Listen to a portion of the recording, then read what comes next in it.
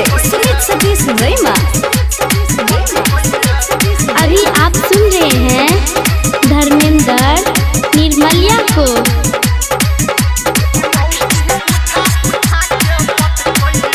माँ Gayatri recording studio.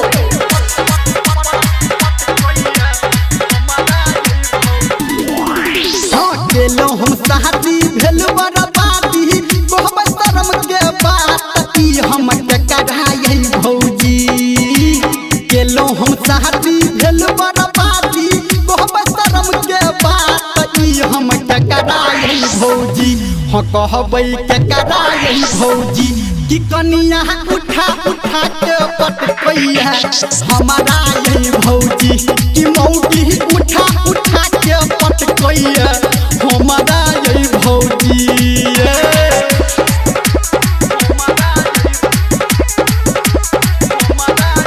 अभी आप सुन रहे हैं सावरिया म्यूजिक डीजे सुमित सतीश रैमा।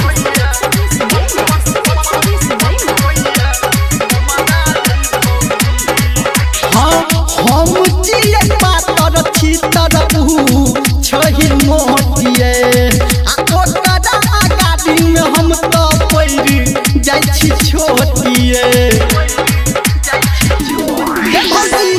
हम जिए पातर छी तरबू छही मोटिए आ ओकरा आगाड़ी में हम तो पैर जाइ छी छोटिए। आ देख ना डहानी तोरा मन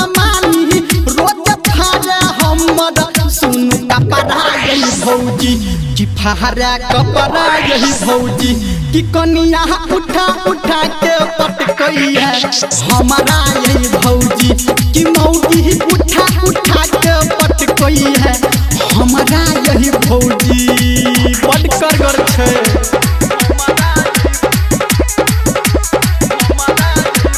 माँ Gayatri recording studio DJ Sumit Satish रैमा।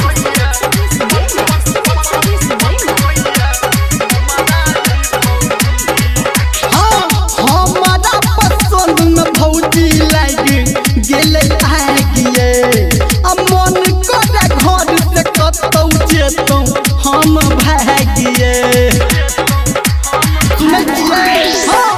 हमारा पसंद में भौजी लाग गेले आगिए आ मन करे घर से हम जेतौ कतौ भागिए। गाबी धर्मेंद्र अहाँ के सुनाबे सुनु सुनु हमर ई फकरा यही भौजी ये सुनु फकरा यही भौजी कि कनिया उठा उठा के पटकैया हमारा यही भौजी कि मौगी उठा उठा के पटकैया हमारा यही भौजी।